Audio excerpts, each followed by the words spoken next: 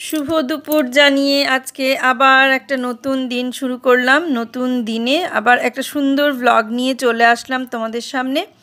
আমার ঘরে বাইরে লাইফস্টাইলে তোমাদের সবাইকে স্বাগত জানাচ্ছি। তোমরা এসো, দেখো বাকি সময়টা আমি কি করছি। আশা করছি তোমরা নিশ্চয়ই ভীষণ ভালো আছো, আর আমিও ভালো আছি। আজকে সকাল থেকে তোমাদের সামনে আসতে পারিনি, অনেকটা বেলা, এখন 12:30 বাজছে। আমি এখন এই 12:30 পার হয়ে গেছে, আমি এখন তোমাদের সামনে আসলাম। কাজেই সুপ্রভাত আর জানাতে পারলাম না, শুভ দুপুর বলেই জানালাম।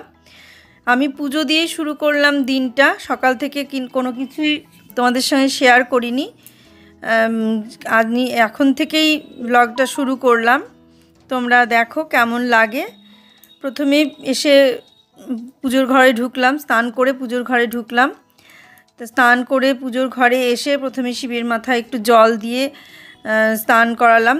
আজকে ভেবেছিলাম যে গোপালকে স্নান করাবো, যেহেতু বৃহস্পতিবার আমি পুজো করি, গোপালের স্নান টান করিয়ে পুজো করি, কিন্তু আজকে করালাম না। তার কারণ রবিবারে আমাকে আবার ভালো করে স্নান করাবো, সেই কারণে আমি আর আজকে সমস্ত কিছু নামিয়ে স্নান করালাম না।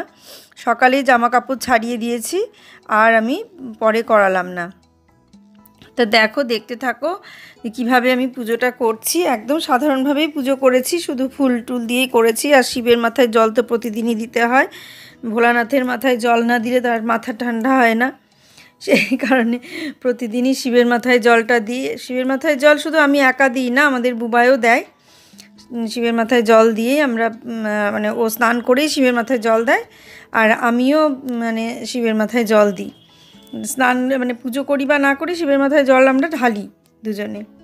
তা জল ঢেলে পুজো করে তারপরে দেখো লিচু দিলাম, আর কিছু ফল প্রসাদ আর কিছু দিইনি, শুধু লিচু দিয়েই পুজো করলাম। নতুন ফল, বছর নতুন ফল বলতে এটা তো খুব অল্প দিনই থাকে, সেই কারণে যে দুদিন আছে ঘরে সে দুদিন দিয়ে দিই, এই আর কি। তা লিচু দিয়েই পুজো দিলাম আজকে, আর অন্য কিছু না, সামান্য কটা ফুল দিয়েই পুজো দিলাম। আর আজকে সকাল থেকে অন্য কাজ ছিল বলে আমি তোমাদের সামনে আসতে পারিনি, একটু ব্যস্ত ছিলাম অন্যদিকে, সেই কারণে তোমাদের সামনে আসতে পারিনি। আমি দুপুর থেকেই তোমাদের সঙ্গে শেয়ার করছি সব কিছু। দুপুরের পরে, পুজো দেওয়ার পরে আবার বিকেল থেকে আমার যে কাজগুলো থাকে সেইগুলোই তোমাদের সঙ্গে আবার শেয়ার করছি, দেখো কেমন লাগে। আর আজকে এই ধূপকাঠির সঙ্গে একটা ফ্রি গিফট দিয়েছিল। ধূপকাঠিটা নিয়ে এসেছিলো অনেক দিনই হলো, কিন্তু ভেতরে যে একটা গিফট আছে সেটা প্যাকেটের গায়ে লেখা ছিল, কিন্তু আমি দেখিনি লেখাটা, বুয়ার বাবা দেখেছে, দিয়ে বলছে ফ্রি গিফট কি আছে দেখি তো ভেতরে। দেখবে আসল জিনিসটা যেটা কিনবে তার থেকে গিফটটা যেটা সেটাই বেশি ভালো লাগে। তাহলে ঠিক আছে, দেখি কি আছে। আমি তো খুঁজে খুঁজে পেলাম না। তারপর ওর বাবা সব কাঠিগুলো বের করলো, বের করে নিচে দেখছে সেই ধূপের এক মণ্ড থাকে, সেই ধূপের মণ্ডগুলো, ওগুলোকে কি বলে আমি তো জানি না। তা সেটাও আবার জ্বালিয়ে দিলাম। 3টে মতন ছিল, আজকে একটা জ্বালালাম, আবার ওই ইয়ের দিন জ্বালাবো, লোকনাথ বাবার পুজোর দিন আবার একটা দুটো জ্বালিয়ে দেবো। তা খুব সুন্দর সেন্ট, ওই ওটাতে, ওই ধূপের মণ্ডটায় খুবই সুন্দর সেন্ট, ভীষণ সুন্দর লাগছিল গন্ধটা। তা জ্বালিয়ে দিলাম, ঘরে বেশ সুন্দর গন্ধ হয়ে গেল।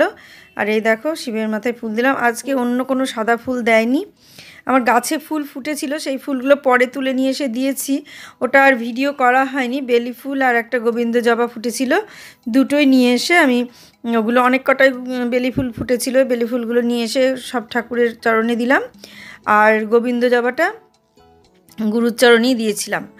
তা দিয়ে এইভাবে পুজোটা করলাম, বেশ ভালো লাগলো। কিন্তু স্নানটা করাতে পারলাম না, ওটা একটুখানি খারাপ লাগলো যে স্নানটা করালাম না, কিন্তু থাক, খারাপ লাগলেও উপায় নেই। তো আবার তো লোকনাথ পুজোর দিন করবো, রবিবারের দিন করাবো, সেই জন্য আমি আর আজকে স্নান করালাম না।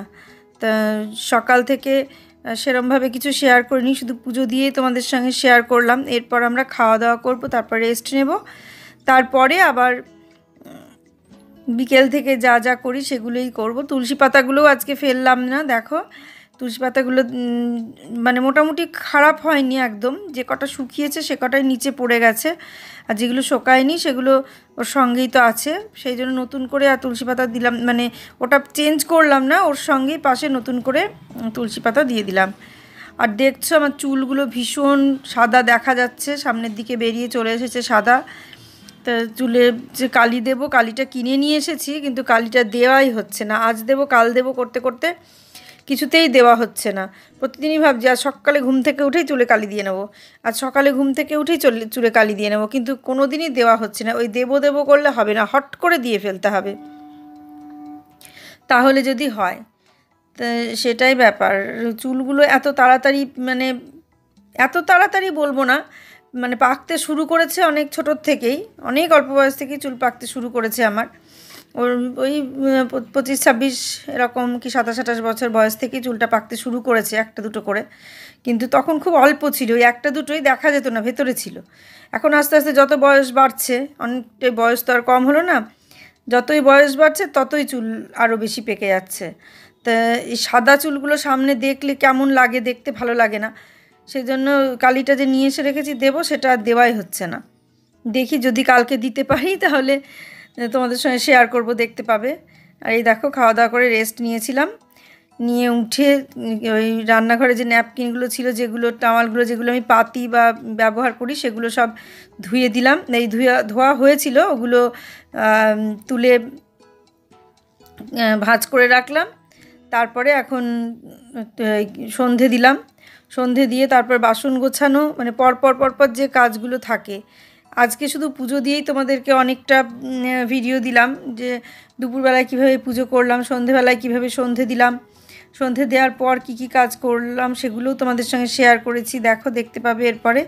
সন্ধেটা দিয়ে নিয়ে ধূপকাঠিটা নিয়ে পুরো বাড়িতে দেখিয়ে নিয়ে তারপরে মানে আবার রান্নাঘরের কাজগুলো করব, বাসন টাসন গোছানো, এই সমস্ত কাজগুলো করব। তা আমার তো দেখছোই তোমরা, আমার সাবস্ক্রাইবার ভীষণ ধীরে ধীরে বাড়ছে। অনেকে বলছে শর্টস দিতে বা মিনি ব্লগ দিতে, এই সমস্তগুলো দিতে বলছো, কিন্তু আমি ওগুলো হয়তো চেষ্টা করে পারবো, যে একবার শিখে নিলে, একবার বুয়ার কাছে দেখে নিলে আমি হয়তো তৈরি করতে পারবো, তাতে সাবস্ক্রাইবার বাড়বে। কিন্তু ওইটুকুটুকু দিয়ে ওতে তো ওয়াচ টাইম বাড়বে না, এটা আমার মনে হচ্ছে আর কি, যে ওয়াচ টাইম তো ওইটুকুটুকু ইয়েতে কত ওয়াচ টাইম বাড়বে, আর ওটা তো এর সঙ্গে কাউন্ট হবে কিনা সেটাও আমি জানি না। এই বড় ব্লগের সঙ্গে শর্টগুলো কাউন্ট হয় কিনা, টাইমটা, ওয়াচ টাইমটা, সেটা আমি জানি না। যদি তোমরা জানো যারা, তারা একটু আমাকে বলো, তাহলে শর্টগুলো এর মধ্যেই দিয়ে দেবো। কিন্তু মানে বড় ব্লগে যদি শর্ট দিই, তাহলে ওয়াচ টাইম যদি কাউন্ট না হয়, তাহলে তো আমার ওয়াচ টাইমটা বাড়বে না। সেই কারণে শর্টটা দিতেও পারছি না, সঠিক তো অনেক কিছু নিয়ম আমি জানি না, সেই কারণেই মানে বুঝতে পারছি না যে দেবো কি না। হ্যাঁ, সাবস্ক্রাইবার হয়তো বেড়ে যাবে, এটা ঠিক, তবে সাবস্ক্রাইবারটা খুবই ধীরে ধীরে বাড়ছে।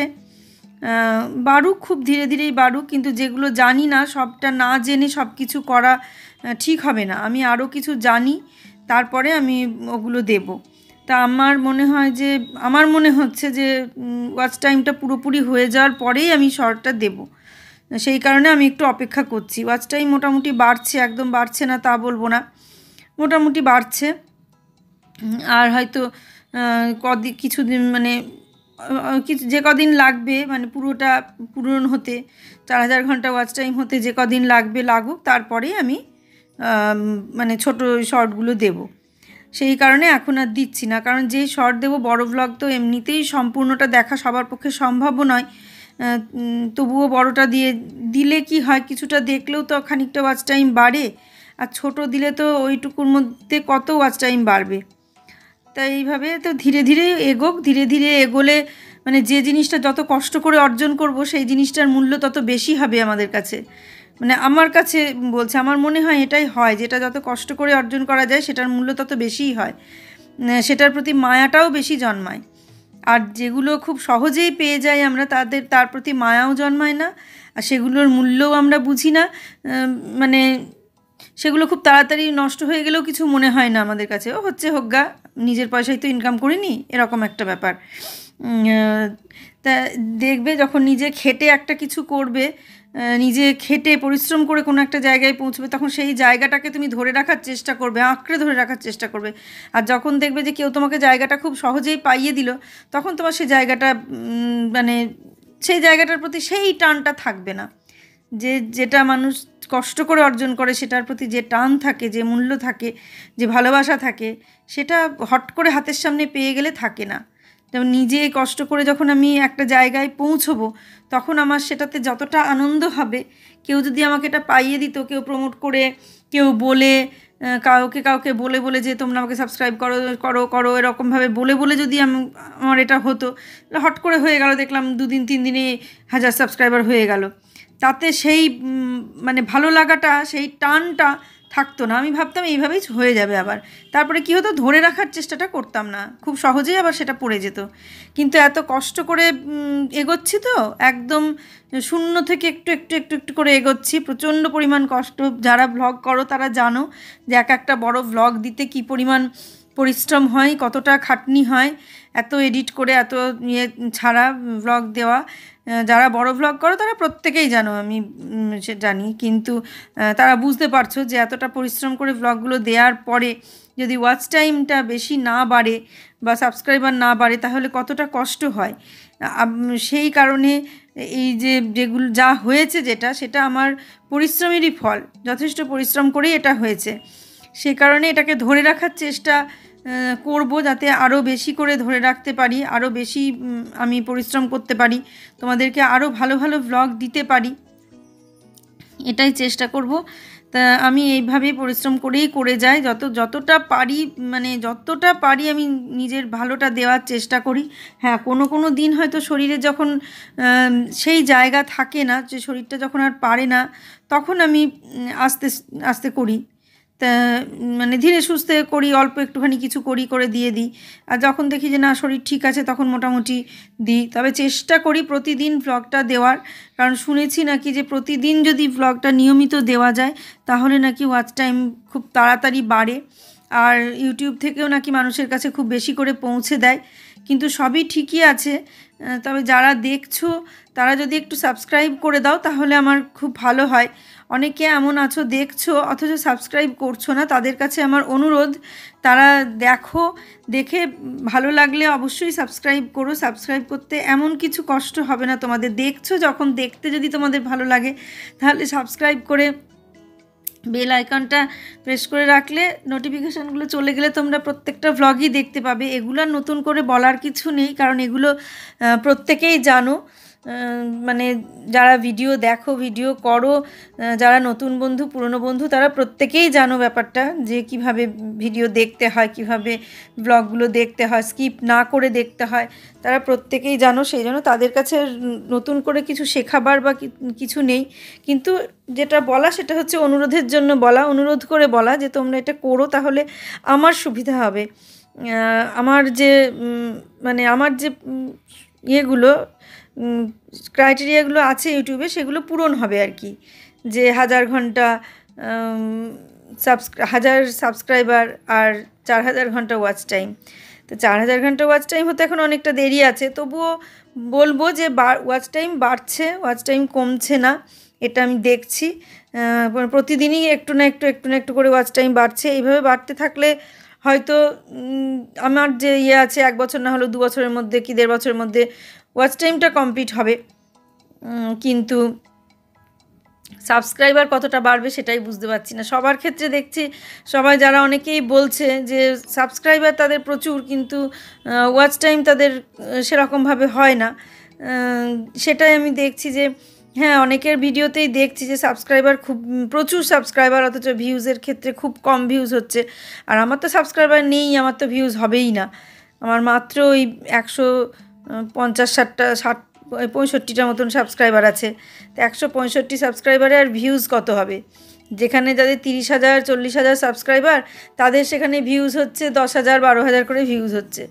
তাহলে যেখানে আমার এই 100-150 সাবস্ক্রাইবার, সেখানে তো আমার 50টার বেশি ভিউজ হওয়ার কথাই না। তো সেই রকমই বলছি, দেখবে কতজন দেখবে ভালোবেসে, নিজের মানুষ যারা পরিচিত হয়ে গেছে, যারা যে সমস্ত বন্ধু, তারাই আস্তে আস্তে দেখবে, বা তারা ভাববে যে কি করছে আর একটু দেখি, পরের দিন কি করছে, আজ তো এইটুকু করলো, পরের দিন কি করছে।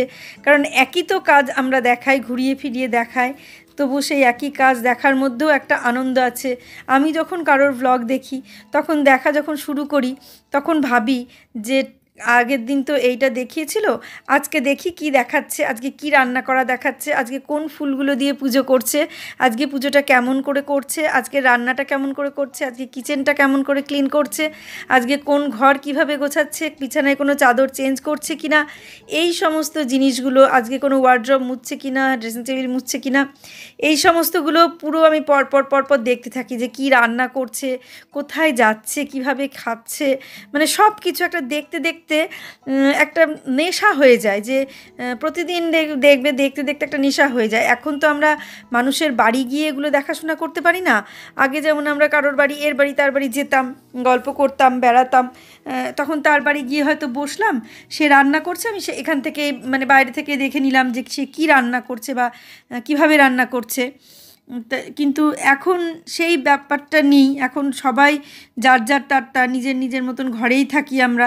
বাইরে বেরোনোটা খুব কম। বাইরে বেরোনো যে আছে ঠিকই, কিন্তু বাইরে বেরোনোর সঙ্গে সঙ্গে অন্যের বাড়ি যাওয়াটা কমে গেছে। কেউ কাউরির বাড়ি গিয়ে বসে থাকা, প্রতিবেশীর বাড়ি গিয়ে গল্প করা, এই জিনিসগুলো একদমই কমে গেছে, কারণ মানুষের সময় এখন নেই। তা সেই কারণে মানে সেই কারণেই আর কি, সময় নেই যেহেতু, সেই কারণেই মানে এইভাবে আমরা ভ্লগ করে প্রত্যেকের ঘরে আমাদের দেখার নেশাটা আছে। মানে আমরা প্রথম থেকে যেমন আগে ছোটোতে কী হতো, পাড়ায় যেতাম, এর বাড়ি তার বাড়ি, ওর বাড়ি ঘুরতাম, বা বিয়ের পরও তাই, প্রতিবেশীতে যারা আছে তাদের বাড়ি যেতাম, বান্ধবী যারা ছিল তাদের বাড়ি যেতাম, এইভাবে গিয়ে গিয়ে তাদের রান্না, তো আমার যে বান্ধবী ছিল করিমপুরে, আমি রান্না টান্না করে ওদের বাড়িতে চলে যেতাম। ওরা তো ব্যবসা, কাজে ওদের রান্নাটা দেরিতে হতো, আর আমাদের যেহেতু চাকরি, আমাদের রান্নাটা আগে হয়ে যেত। আমি রান্না টান্না সেরে, অন্যান্য কাজ সব সেরে ওদের বাড়িতে চলে গেলাম। তখন আমি ওদের বাড়িতে বসে বসে ওদের রান্না কাজ সব দেখতে পেতাম। কিন্তু এখন আমার সেই পরিস্থিতিটা নেই। আবার যখন ইয়েতে এলাম, বহরমপুরে এলাম, তখনও তাই, পাশের বাড়ি গিয়ে এগুলো দেখার সুযোগ পেতাম। তারপর কৃষ্ণনগরে আসার পর থেকে সেই দেখার সুযোগটা বন্ধ হয়ে গেছে। তখন আমি পার্লার শুরু করলাম। তা এইভাবে কিছু না কিছুর মধ্যে দিয়েই চলতে থেকেছি। এইভাবেই থাকতে থাকতে একটা অভ্যাসের মধ্যে ছিলাম। কিন্তু এখন যখন আমরা দেখতে পাই না কোনো কিছু কোথাও গিয়ে, সেই কারণে আমরা ব্লগে দেখি যে কে কী করছে কি না। দেখার নেশাটা কিন্তু, দেখার ইচ্ছা বা দেখার নেশাটা আমাদের আছে, সেটা কিন্তু ভেতর থেকে চলে যায়নি যে না ও কী করছে, কি দেখে কী করব, এই ব্যাপারটা কিন্তু আমাদের ভেতর থেকে এখনও যায়নি। যদি যেত তাহলে আমরা অন্যের ব্লগ এইভাবে এক নেশায় পরপর প্রতিদিন একই জিনিস দেখে যেতাম না। সেই নেশাটা আমাদের যায়নি বলেই আমরা কিন্তু এখনও প্রতিটা দিন মানে সেইভাবে তাদের সব কিছু দেখি, বা আমারটাও আর কেউ দেখে, আমারটাও অন্যান্য বন্ধুরা দেখে, আবার অন্যান্যদেরটাও আমি দেখি, নিয়মিত দেখি, কমেন্ট করি, যে জায়গাটা ভালো লাগে সেটা নিয়ে কথা বলি, কার কোনটা ভালো লাগে, মানে কে কোনটা বলছে সেটা যখন আমার কানে বেশ ভালো লাগছে বা এটা তো শুনতে বেশ ভালো লাগছে, তখন কমেন্ট করে বলে দিই তোমার মুখে না এই কথাটা শুনতে ভীষণ ভালো লাগছে। তা এই রকম ব্যাপার আমার মনে হয়, এরকম অনেক বহু মানুষ আছো যাদের আমার মতন এরকম মনে হয় যে এটা দেখি এর পরের দিন কী করছে, আজকে তো এইটুকু করলো, পরের দিন কী করছে দেখি। এই জিনিসটা আমার মনে হয় আমার সঙ্গে সঙ্গে বহু মানুষেরই এটা মনে হয়, আর ঠিক সেই কারণে আমরা প্রত্যেকের ব্লগটা দেখি। সেই জন্যে আমি চেষ্টা করি নিয়মিত ব্লগ দেওয়ার। যেদিন পারি না সেদিন আলাদা কথা, অল্প কিছু দিয়ে শেষ করি। তা আজকে আমি এই মানে সন্ধে দেওয়ার পর অন্যান্য কাজগুলো সেরে নিলাম। তারপরে আমি এসেছি এখন আমার গোপাল বাবাজিকে শোয়াতে। আজকে শুইয়ে দেব, আবার সকালবেলায় ঘুম থেকে তুলব। এইভাবে দেখো আমি কিভাবে শোয়াই। প্রতিদিন এইভাবে জামাটা ছাড়িয়ে একটা ছোট জামা প্যান্ট পরিয়ে ওকে মানে শুইয়ে দিই, ঘুম পাড়িয়ে দিই। আর ঘুম পাড়ানোর সময় খুব সুন্দরভাবে আমি হাঁ করে নিজে তাকিয়ে তাকিয়ে দেখি, ভীষণ ভালো লাগে। আমার তো ভীষণই ভালো লাগে, মনে হয় সবসময় যদি আমি ওর সেবা করতে পারতাম তাহলে বোধহয় খুবই ভালো হতো। কিন্তু সবসময় সেবা করলে তো চলবে না, এরপরে আবার আরও অনেক কাজ থাকে, যে কাজগুলো সংসারে যে সমস্ত কাজগুলো করতে হয়, সেই কারণে সারাদিন এটা করলে চলে না। তা আমি আজকের মতো ব্লগটা এখানেই শেষ করে দেব। তোমরা কাছে দূরে যেখানে আছো, যেখান থেকে আমাকে যেভাবে যারা দেখছো, প্রত্যেককে আমার অনুরোধ তোমরা যেন দেখে একটা করে সাবস্ক্রাইব করো, আর দেখতে দেখতে স্কিপ করো না। যদি মনে হয় দেখতে ভালো লাগছে না, তাহলে ভিডিওটা একটু কষ্ট করে চালিয়ে রেখো। চালিয়ে রেখে দিও যাতে ফুল ওয়াচ টাইমটা হয়। তোমাদের কাছে আমার এটা অনুরোধ, তোমরা দেখতে হবে না কিন্তু তোমরা চালিয়ে রেখে দিলেই আমার ওয়াচ টাইমটা বাড়বে। এইটুকু আমার জন্যে তোমরা করো। আর হ্যাঁ, তোমরা করো, অবশ্যই করো এটুকু, না হলে কী করে আমার ওয়াচ টাইম বাড়ছে। আর তার জন্যই আমি তোমাদের সবার কাছে কৃতজ্ঞ। আর যারা নতুন বন্ধু তারা আমার পুরনো ব্লগগুলো অবশ্যই দেখো, একটা একটা করে দেখো, সব একসঙ্গে তো দেখতে পারবে না, একটা একটা করে যখন যেমন মনে হয় সেভাবে দেখো, দেখবে অবশ্যই ভালো লাগবে। আর কি বলবো, একটা করে লাইক দিও, একটা করে লাইক দিলে ভিডিওটা অনেকের কাছে পৌঁছবে আরও বেশি করে। ছোট ছোট কমেন্ট করো যেটা তোমাদের ভালো লাগবে না লাগবে, আমার যেগুলো ভুল ত্রুটি সেগুলো কমেন্টের মাধ্যমে জানিয়ে দিও, আমি সেগুলো শুধরে নেবার চেষ্টা করব। আর এইটুকুই বলা, সবাই ভালো থেকো আর এইভাবে আমার ব্লগগুলো দেখো, আমাকে এইভাবে সাপোর্ট করো, আমার পাশে থাকো আর এইভাবে আমার ব্লগ দেখতে থাকো।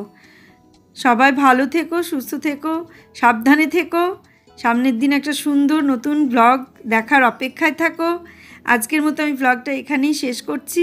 তোমরা দেখো আমি কিভাবে গোপালকে শুয়ালাম, শুইয়ে এবার মশারি টাঙিয়ে দেব।